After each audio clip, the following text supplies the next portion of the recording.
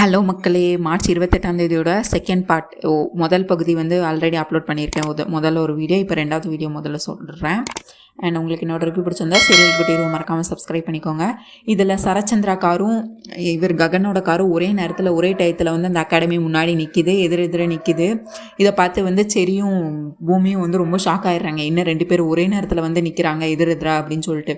ககன் வந்து அவர் கார்லேருந்து இறங்குறாரு, சரச்சந்திரா அவர் கார்லேருந்து இறங்குறாரு, சரச்சந்திரா கூட உதய இறங்குறாரு. உடனே சரச்சந்திரா வந்து முன்னாடி வந்து நிற்கிறாரு, இவரும் வர்றாரு. 2 பேரும் ஆஸ் யூஷுவல் எப்பயும் சண்டையை போடுற மாதிரி சண்டையை போடுறாங்க. உன்னையெல்லாம் உடனே சரச்சந்திரா சொல்கிறாரு, உன்னை இனிமேல் இந்த ஜென்மத்தில் உன் மூஞ்சிலே முழிக்கக்கூடாதுன்னு நினச்சேன்டா. என் பொண்ணை நீ விட்டுட்டு போனவன் தானடா. நீ எல்லாம் தகுதியானவனே கிடையாது. என் பொண்ணுக்கு அவளை விரும்புகிற மாதிரி ரொம்ப நல்ல குணமுள்ள ஒரு பையனை நான் பார்த்துருக்கேன்டா அப்படின்னு சொல்லி உதய காட்டுறாங்க. உடனே ககன் இருந்துட்டு சொல்கிறாரு, நீ நல்ல குணமுள்ள பையனா நீ அவன் பொண்ணுக்கு பார்த்துருக்க. நீயே என்கிட்ட வச்ச சேலஞ்சில் ஒரே வாரத்தில் ஒரு மாப்பிள்ளையை பிடிக்கணும்னு இவரை பிடிச்சிட்டு வந்திருக்க. இதில் நீ வந்து உன் பொண்ணுக்காக தேடி கண்டுபிடிச்ச ஒரு மாப்பிள்ளைய அப்படின்னு சொல்லி இந்த மாதிரி உண்மையை உடச்சிட்றாரு. இன்னும் அவன் மனசில் நான் தான் இருக்கேனா நான் இல்லையா, யார் இருக்கா என்னன்னே தெரியாது. இன்னும் பூமி மனசில் நான் இருக்கேனா இல்லை போயிட்டேனா எதுவுமே தெரியாமல் அவசரமாக ஒரே வாரத்தில் அவளுக்கு கல்யாணம் நடக்கணும்னு சொல்லிட்டு நீ இப்போ இவனை ஒரு மாப்பிள்ளையை கூட்டிகிட்டு வந்து இப்போ கல்யாணத்தை ஃபிக்ஸ் பண்ணியிருக்கேன். நீங்களாம் பேசவே கூடாது சரச்சந்திரா அப்படின்னு சொல்லிட்டு ககன் வந்து கோவப்படுறாரு. உடனே இவர் சரச்சந்திரன்ட்டு ககன் உனக்கு அவ்வளோதான மரியாதை அப்படின்னு சொல்லி 2 பேர் சண்டை போடுற மாதிரி போடுறாங்க. உடனே சரியும் பூமியும் அங்கேருந்து ஓடி வராங்க. இங்கே ஆல்ரெடி மீடியா பீப்புள்ஸ் எல்லாம் வந்து மைக் வச்சு நின்றுட்டுருக்காங்க. அங்கே குட்டி பிள்ளைங்களும் நிறைய பேர் அந்த டான்ஸ் அகாடமி ஸ்டார்ட் பண்ணுறதுக்காக குட்டி பிள்ளைங்க நிறைய பேர் வந்திருக்காங்க. அந்த டான்ஸ் அகாடமிக்கு சுற்றி நிறைய பேர் இருக்காங்க. உடனே இவங்க சரி வந்துட்டு மாமா இங்கே நிறைய பேர் இருக்காங்க, அப்பா நீங்கள் அமைதியாக இருங்க அப்படின்னு சொல்லிட்டாமா. இவங்க பூமி ஒரு பக்கம் செரி ஒரு பக்கம் 2 பேரும் வந்து உடனே இவங்களை சரச்சந்திராவை சமாளித்து அவங்கள சரச்சந்திரா உள்ளே கூட்டிகிட்டு போயிடுறாங்க, பூமியும் சரியும் சேர்த்து. இவர் வந்து உதய் வந்து ககன்கிட்ட பேசுகிறதுக்காண்டி நின்றுட்டுருக்காரு. நீங்கள் தானா அப்படின்னு சொல்லிட்டு சரி வந்து இன்ட்ரடியூஸ் பண்ணுறாரு. இதுதான் என் அண்ணன் ககனு, இவங்க தான் அப்படின்னு சொல்லி இவங்க தான் இன்ட்ரடியூஸ் பண்ணுறாங்க. உடனே உதய் இருந்துட்டு சொல்கிறாரு, எனக்கு இவங்க ககனை முன்னாடியே தெரியும், ஆனால் இவங்க தான் ககன் எனக்கு இப்போ தான் ககன் எனக்கு முன்னாடியே தெரியணுன்னு சரியும் பூமி ஷாக் ஆகிடுறாங்க. இது இவனுக்கு முன்னாடியே தெரியுமா அப்படின்னு சொல்லிட்டு. எனக்கு முன்னாடியே ககனை தெரியும், ஆனால் ககன் இவர் தான் இப்போ தான் எனக்கு தெரியும். உடனே நான் ககன் கிட்ட கொஞ்சம் தனியாக பேசணும், நீங்கள் 2 பேரும் போங்க அப்படின்னு. உடனே பூமி வந்து பதறாங்க. நீங்கள் ஏன் இப்போ பேசணும், வாங்க இப்போ ஸ்டார்ட் பண்ணணும்ல, வாங்க உள்ளே வாங்க நம்ம உள்ளே போகணும் அப்படின்னு சொல்லி பேசிகிட்டு இருக்காங்க. அதெல்லாம் இல்லை, எனக்கு ககனை தான் முன்னாடியே தெரியும்ல, நாங்கள் 2 பேரும் ரொம்ப க்ளோஸ், நீங்கள் வேணால் ககன் கிட்டே கேட்டு பாருங்கள், நான் பேசிட்டு வரேன் பூமி, நீங்கள் போங்க அப்படின்னு சொல்கிறாங்க. உடனே இது இப்போ தெரியுது, நீங்கள் அன்றைக்கி எதுக்கு பூமி மனசில் யார் இருக்கான்னு கேட்க சொன்னீங்கன்னு எனக்கு இப்போ தெரியுது ககன் அப்படின்னு சொல்லிட்டு இவர் வந்து உதய் வந்து ககன் மேலே ரொம்ப கோபப்படுறாரு. நீங்கள் தான் பூமியை அன்னைக்கு விட்டுட்டு போனீங்களா, அன்றைக்கி காரில் எனக்கு லிஃப்ட் கொடுத்து முதல்ல நீங்கள் ரொம்ப அன்பான பர்சன், ரொம்ப ஸ்வீட்டஸ்ட் பர்சன் நினச்சேன், ஆனால் நீங்கள் இப்போ தானே உங்கள் உண்மையெல்லாம் எனக்கு வண்டவாளெல்லாம் தெரியுது அப்படின்னு சொல்லிட்டு உதய் வந்து ககனை இப்போ இனிமேலேருந்து எதிரியாக பார்க்குறாரு. அவர்கிட்ட இப்போ தெரிஞ்சுக்கிட்டீங்களா, பூமி மனசில் நான் தான் இருக்கேன், இப்போவும் இல்லை எப்போவும் நான் தான் இருப்பேன் அப்படிங்கிற மாதிரி சொல்லிட்டு இருக்காங்க. இப்போ எனக்கே அந்த டவுட் வருது, ஒரு வாரத்தில் கல்யாணம் பண்ணணுங்கிறதுக்காண்டி தான் என்னைய பிடிச்சி கல்யாணம் பண்ண வச்சாங்களா அப்படின்னு கேட்டுட்டு இருக்காரு. உடனே ககன் இருந்துட்டு அது அப்படி இல்லை, எனக்கு சரச்சந்திரா வந்து பரம எதிரி, அவரை நான் வந்து டீஸ் பண்ணணுங்கிறதுக்காண்டி தான் அந்த மாதிரி சொன்னேன், மற்றபடி உங்கள் கையிலே நீங்கள் பார்த்தீங்களா வித்தலோ பூமின்னு எழுதி கொடுத்தாங்க, அதனால் பூமி மனசில் நீங்கள் தான் இருக்கீங்க, நீங்கள் இது கவலைப்படாங்கன்னு சொல்லிட்டு ககன் உள்ளே போயிடுறாரு. இந்த பக்கம் உடனே பூமி வந்து என்ன பேசிகிட்டு இருந்தீங்க என்னாச்சு அப்படின்னு கேட்கும்போது, இல்லை ககன் வந்து சொன்னார் உங்கள் மனசில் நான் தான் இருக்கேன் அப்படின்னு அவரே வாயார சொல்லிட்டு போனார் அப்படின்னு. உடனே சரி வந்து கேட்குறாரு, உங்களுக்கு எப்படி இவர் முன்னாடியே தெரியும் அப்படின்னு கேட்குறாரு. இல்லை நான் தடவை உங்கள் வீட்டுக்கு வந்தேன்ல, அப்போ என் கார் பஞ்சர் ஆகிட்டு ககன் தான் எனக்கு லிஃப்ட் கொடுத்தாங்க, அவர் தான் எனக்கு ஃபோனில் வச்சு கேட்க சொன்னாங்க, இந்த மாதிரி உங்கள் மனசில் யார் இருக்கான்னு தெரிஞ்சுக்கிறதுக்கு, அதனால தான் அன்றைக்கி நான் கேட்டேன், நீங்கள் சொன்னது எல்லாத்தையுமே அன்றைக்கி ககனும் கேட்டார் ஃபோனில் அப்படிங்கிற மாதிரி சொல்லிடுறாங்க. உடனே பூமி ஐயோ இது என்னடா புது பிரச்சனையாக இருக்குன்னு சொல்லிட்டு அவங்களும் யோசிச்சுட்டு இருக்காங்க. இங்கே உடனே இப்போது அந்த ரிப்பன் கட் பண்ணுற இது வந்துருச்சு. இப்போ வந்து சரி வந்து சொல்கிறாரு, ஆல்ரெடி இப்போ மட்டும் நீ ககனை நான் விட்டு திறக்க வைக்கலை, அப்படி இந்த நேமிங் செரமனி மட்டும் நடக்கலை அப்படின்னா அவ்வளோதான், ககனை உன்னை விட்டு ரொம்ப தூரமாக போயிடுவாங்க, ககனை நான் உன்னை விட்டு ரொம்ப தூரம் போயிடுவாங்க பூமி அப்படின்னு சொல்லிட்டு இருக்காங்க. இதுக்கிடையில சிவாவை பற்றி அபூர்வா வந்து நட்சத்திராவை கிட்ட விசாரிக்க சொல்கிறாங்க. அந்த சிவா யார், அவன் கூட வந்திருக்கான்ல, அவனோட ஃபுல் டீட்டெயில்ஸ் கலெக்ட் பண்ணிட்டு வா அப்படின்னு சொல்கிறாங்க. இங்கே இதுக்கடுத்து இங்கே அந்த டைமும் வந்துருச்சு. இப்போ உள்ளே போகிறாங்க. பண்டிதர் வந்து பூஜையெல்லாம் பண்ணிக்கிட்டு இருக்காரு வாசல்லேருந்து. முதல்ல பூசணிக்காய் உடைக்கிறாங்க. ஒன்று யார் இது ஓப்பன் பண்ண போகிறோம் அவங்கள கூப்பிடுங்க, அவங்க கையால் தான் பூசணிக்காய் உடைக்கணும் அப்படின்னு சொல்லும்போது ககன் வந்து பின்னாடி இருக்காரு. பூமி வந்து சோகமாக ககனை பார்த்துட்டே இருக்காங்க. ககன் பேச உடனே அபூர்வா இருந்துட்டு, யார் என் பொண்ணை கல்யாணம் பண்ணிக்க போகிறவர், பூமியை கல்யாணம் பண்ணிக்க போகிற இவர் தான், இவர் கையால் தான் இன்றைக்கி எல்லாமே நடக்க போகுது, இவர் தான் இதுக்கு ஓனருங்கிற மாதிரி சொல்லிட்டு இவங்க கையில் தான் உடைக்கணும், வாங்க வாங்க அப்படின்னு சொல்லிட்டு அவரை உதய கூட்டிகிட்டு வர்றாரு. உதயம் கெத்து காட்டிகிட்டு இருக்காரு ககன் கிட்ட. நான் கெத்துங்கிற மாதிரி கோட்டை வந்து இழுத்து விட்டுட்டு என்ன ஏதாவது கூப்பிட்டாங்க அப்படிங்கிற மாதிரி சொல்லிட்டு இருக்காரு. ககன் ஒன்றுமே கண்டுக்காமல் லாஸ்ட்டாக பின்னாடி போய் நின்றுட்டு இருக்காரு. அவர் கையால் உதய் கையால் இப்போ அந்த பூசணிக்காவும் பெரிய பூசணிக்காய் வந்து பூஜை பண்ணி உடச்சாச்சு. அபூர்வா கேட்டாங்கன்னு சொல்லிட்டு நக்ஷத்ரா வந்து சிவா பற்றின எல்லா டீட்டெயில்ஸும் கலெக்ட் பண்ணிடுறாங்க. இப்போ வந்து அபூர்வா கிட்ட சொல்கிறாங்க, அவன் ஒரு அனாதை பையன், அவன் அடைக்கலம் கேட்டு மாமா கிட்ட வந்திருக்கான், அதனால் மாமா வந்து அவனுக்கு ஹெல்ப் பண்ணுறாங்க அப்படின்னு சொல்லுவாங்க. உடனே அபூர்வா வந்து மனசுக்குள்ளே நினைக்கிறாங்க, இவ வந்து பூமியோட தம்பி தானே, எதுக்கு இப்போ போய் சொல்லியிருக்கா, எதுக்கு இவன் உண்மையே சொல்லலை ககன் கிட்ட, சரி இந்த இதை நம்ம பின்னாடி எதுக்காவது யூஸ் பண்ணிக்கலாம் அப்படின்னு நினச்சிட்டு விட்டுடுறாங்க. இப்போ வந்து ககனை கொல்ல நினைக்கிறாங்க. அதுக்கு வந்து துருப்பிச்சிட்டா இவங்களே அபூர்வா வந்து நக்ஷத்ராவே துருப்பிச்சிட்டா யூஸ் பண்ணுறாங்க. என்ன பண்ணுறாங்கன்னா, ஃபேனை வந்து அவன் ஒரு சேரை, அங்கே நிறைய சேர்லாம் போட்டிருக்காங்க, அதில் வந்து ஒரு சேரை எடுத்து கரெக்டாக ஃபேனுக்கு நேராக வச்சு அதில் ககனை எப்படியாவது நக்ஷத்ரா விட்டு உட்கார சொல்லி கொல்லணும்னு நினைக்கிறாங்க. ஆனால் நக்ஷத்ரா கிட்ட அவங்க உண்மையே சொல்லலை, இந்த மாதிரி ககன் மண்டையில் வந்து ஃபேன் விழுக போகுது அப்படின்னு சொல்லிட்டு இவங்க உண்மையே சொல்லலை. உண்மையை சொன்னால் நக்ஷத்ரா ஒத்துக்க மாட்டாங்க, ஏன்னா அவங்க ககனை அந்தளவுக்கு காதலிக்கிறாங்கல்ல அப்படின்னு சொல்லிட்டு. உடனே இவங்க வந்து சரி நீ எனக்கு ஒரு ஹெல்ப் மட்டும் பண்ணு, ககன் வந்து இந்த இதை ஓப்பன் பண்ணுவான்னு சொல்லிட்டு பூமி என்கிட்ட சேலஞ்ச் பண்ணியிருக்கா, அது நடக்கக்கூடாது நக்ஷத்ரா அப்படின்னு சொல்லிட்டு அப்புறம் சொல்லிக்கிட்டு இருக்காங்க. சரி மம்மி இப்போ நான் என்ன மம்மி பண்ணணும் அப்படின்னு கேட்குறாங்க.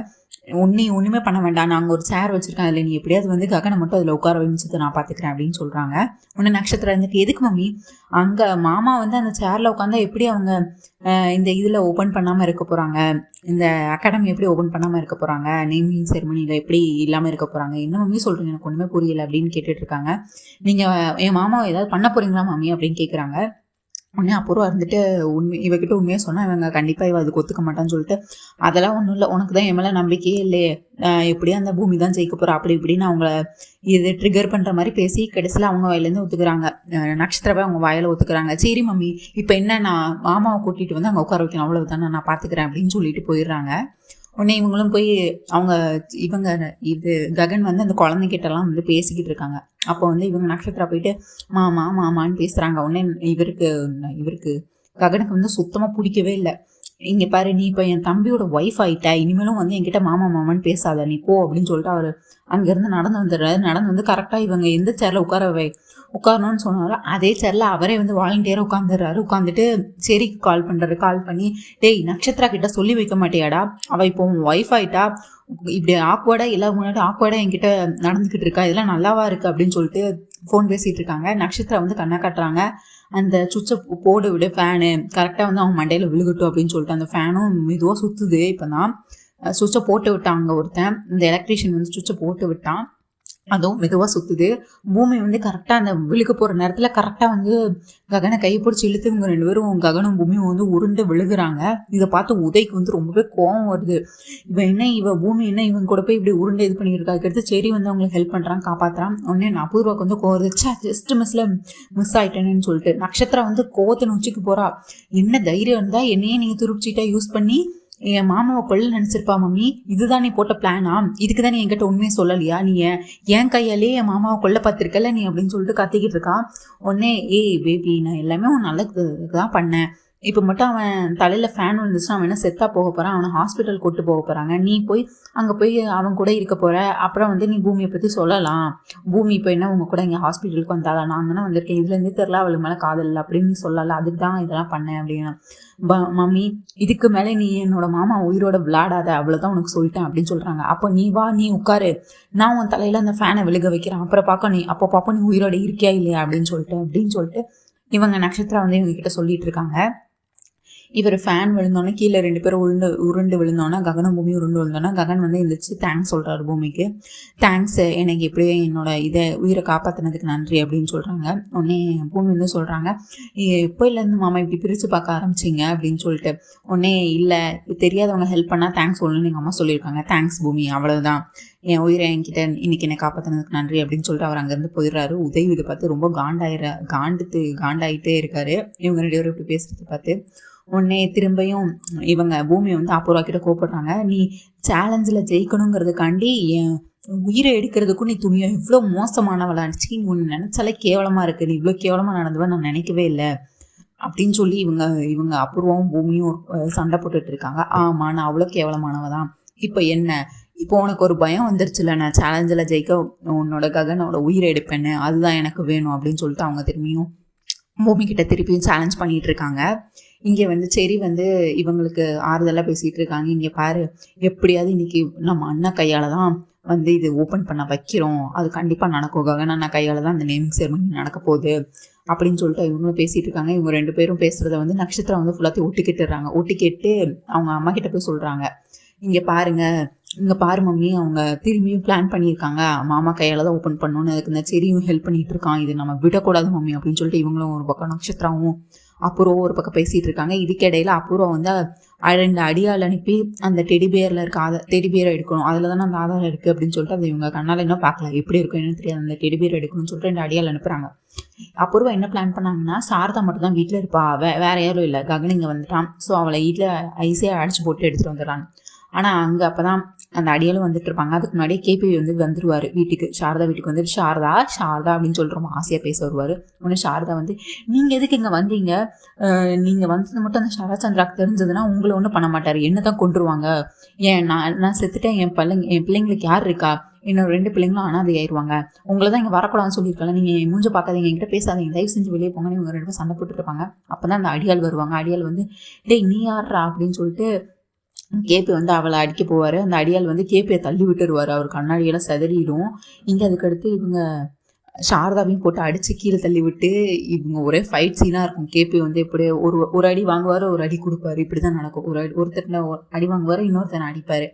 இப்படி அடிச்சுட்டே இருக்கும்போது கடைசியில் ஃப்ளவர் வாஷ் எடுத்து அவன் மண்டையில் அடிக்க போவாங்க. அப்போ அந்த 2 அடியாலும் வந்து ஓடி போயிட்டு அதுக்கடுத்து சாரதா உனக்கு எதுவும் ஆகலை அப்படின்னா இதுக்கு இடையில சாரதா வந்து தள்ளி விட்டுருப்பாங்க. அவங்களுக்கு லைட்டாக இங்கே நெத்தியில் அடிபட்டோன்னே சாரதா உனக்கு என்னாச்சு அப்படின்னு சொல்லிட்டு பதவிட்டு வருவார் கேபி. உங்களுக்கு இன்னுமா புரியலை, நீங்கள் சரத்சந்திராக்கு பண்ண சத்தியத்தை மீறினால தான் இப்போ இந்த கெதிக்கு நடந்திருக்கு, தயவு செஞ்சு இனிமேல் என் வாழ்க்கையில் வராதிங்க, என் மூச்சிலே முழிக்காதீங்க, என்கிட்ட பேசவே பேசாதீங்க, தயவு செஞ்சு இங்கேருந்து போயிருங்க, வெளியே போங்கன்னு நான் சொல்கிறேன்ல அப்படின்னு சொல்லிட்டு கத்துவாங்க. அதுக்கடுத்து கேபியும் வர வழியே இல்லாமல் அங்கேருந்து வெளியே போயிடுவார்.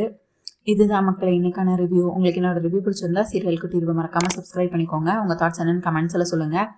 அண்ட் தேங்க்யூ மக்களே, நன்றி, நாளை சந்திப்போம். Bye bye, thank you.